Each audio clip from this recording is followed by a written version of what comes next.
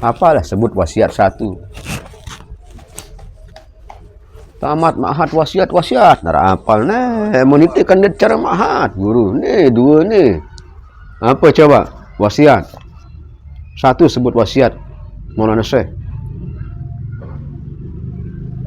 apa-apa lah dia anu deh. Kalau bahasa beliau yang tidak bisa yang berkangen kangen aku buang aku, nah itu sih tetap ingat aja. Mon me ngangan aku buang aku. Inilah makanya ini yang kita haji. Buang ego itu. Buang ego.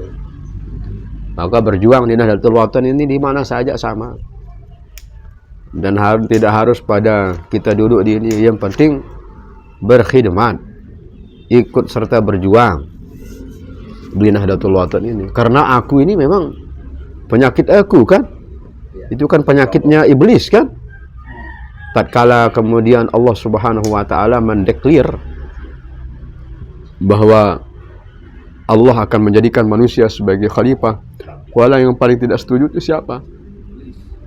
Hah? Setan.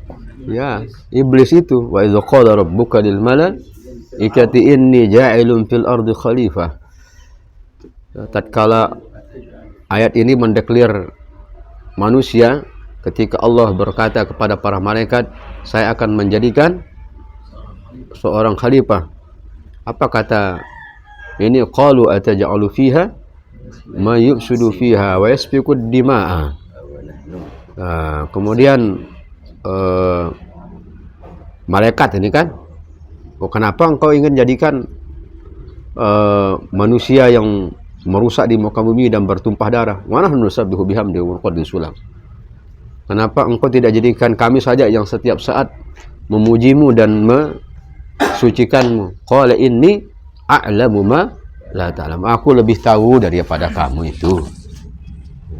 Wa 'allama damal asma'a kullaha. Lalu Allah mengajarkan semua nama-nama itu, ilmu-ilmu itu kepada Nabi Adam alaihissalam sebagai prototipe, sebagai calon dari khalifah itu. Ya, setelah Allah ajarkan summa aradahum alal malaikah. Ya, kemudian dia beralih kepada malaikat. Faqala anbi'uni bi asma'i haula'i in kuntum shadiqin. Kemudian Allah mengatakan, kalau begitu coba kasih tahu saya nama-nama tadi itu jika engkau mengklaim dirimu orang-orang yang benar. Syahidnya adalah ilmu. Itulah yang menjadi jarak mulia dan jarak hina manusia. Kalau manusia punya ilmu, bisa dia setingkat dengan malaikat atau bahkan lebih tinggi dari malaikat. Tapi kalau manusia tidak punya ilmu, bisa dia lebih rendah dari binatang kan, atau sama dengan binatang. Itulah ilmu. Makanya di matan Zubat itu amal tanpa ilmu mardudatun. Apa awalnya itu? Tak saban. Wa kullu man bi ghairi ilmin ya'malu a'maluhu mardudatun la tuqbalu. Setiap perbuatan yang amal ibadah yang tidak disertai ilmu, ya mardudah, tertolak dia, la tuqbalu. Itu tidak terima. Dan apalagi ini ilmu diri.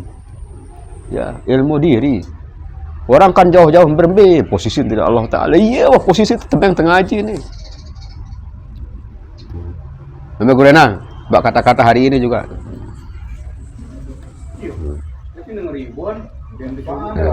Sida Gurenang, menokan senal. Oh, abah, coba sida abah. Senal arana ya. Penyeriuan teh diangkat.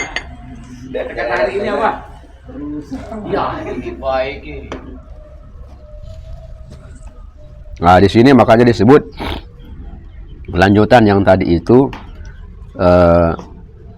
standar orang cerdas itu. Nabi SAW di sini disebutkan al-kaisu manda nafsahu wa amila lima ba'dal maun. Orang cerdas itu adalah bagi siapa yang bisa mengekang, menahan, mengolah emosinya untuk tanduk kepada taat. Wa amila lima ba'dal maun.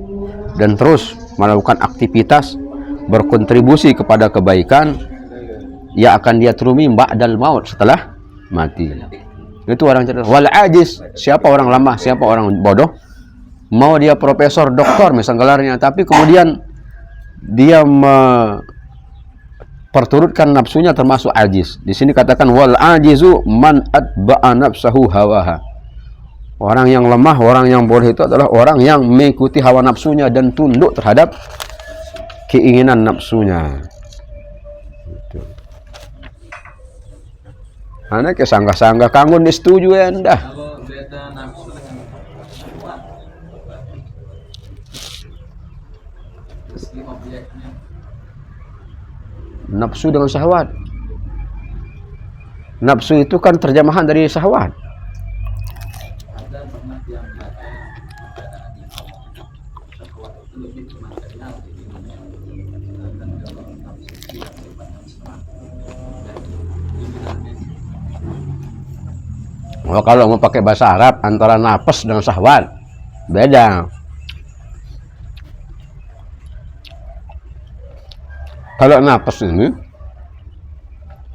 ada dua maknanya. Pertama, dia mewakili jiwa-jiwa yang tunduk kepada Allah, jiwa-jiwa yang asyik dia dengan Allah. Yang kedua, bisa jadi dia perwakilan atas dua hal.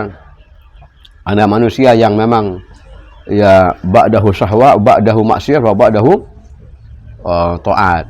Mana contohnya? Kan kalau di dalam talqin tuh ya ayyatuhan nafsul mutmainnah.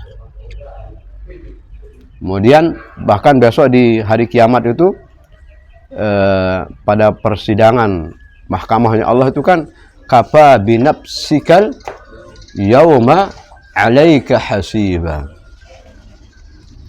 Nah, sehingga Allah tidak menggunakan badan kan? Allah tidak menggunakan lapas jism. Itulah napas antara luar dalamnya manusia, zahir dan batinnya manusia. Maka tepat kalau dia syahwat itu lebih kepada hal-hal yang ya apa namanya? Ya, satu sisi itu. Ya. Itu syahwat itu lebih apa namanya? lebih dekat pemahamannya kepada hal-hal sayyi'ah gitu ya. Sayyi'ah. Nafsu lain halnya. Nafsu itu secara bahasa kan energi, ya keinginan kuat. Nah, makanya ada yang keinginan kuat itu dia letakkan, dia manfaatkan di kebaikan, ada di keburukan kan. Fahalhamaha fujuraha wa taqwaha. Nah, ilham yang mengarah kepada fujur itulah syahwat. Ilham yang mengarah kepada takwa itulah nafas. Kanggo disetuju. Mbak non yuruhan. Quran falhamaha fujuraha taqwaha. Makanya kan tiang bilang tadi syahwah itu adalah energi pendorong. Kapan dia menjadi maksiat, kapan dia taat, itu berpulang kepada manusia itu sendiri. Karena penggunaan kata nafas itu seperti yang perlu gue berdua sampaikan tadi kan, ada nafsul lawamah, ada nafsul ammarah, sampai nafsul mutmainnah. Pertanyaannya di mana kita letakkan dia syahwat yang menggiring kepada syaitan ya? Tergantung kelola dari manusia itu. Makanya disebut fa'alhamaha, maka kami ilhamkan, kami berikan pada manusia itu dua energi. Energi untuk menjadi fujur dan energi untuk menjadi takwa. Sisi-sisinya itu adalah ada syahwat.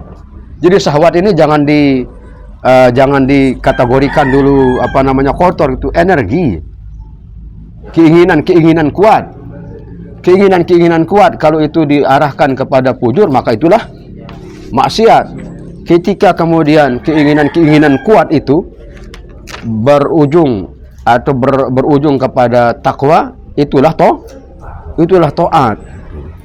Sama beda halnya sekarang abah ini mun nara syahwatnya ini baik gawe dewi kan. Ini contoh dia. Syahwat kadung tenu kan, tetapi berujung kepada kebaikan. Ya kan? Kalau dia misalnya nyewa di Senggigi, misalnya guru Abah ini kan, itulah yang berujung kepada fujur. Itu kan? Itulah kepada fujur itu. Boleh buka sampai nutup mau pahala itu guru hak kan? Iya sih. Dari panen sampai dengan nenggalah malik itu pahala. Itulah yang kita bilang syahwat itu adalah keinginan-keinginan kuat. Ketika mengarah dia kepada melawan perintah Allah, itulah maksiat. Ketika berarah dia semakin kokoh, semakin keras perjuangan seperti Tuan Guru Hak ini, itulah taat. Jadi yang ada makan masih lebih jiwa. Oh iya.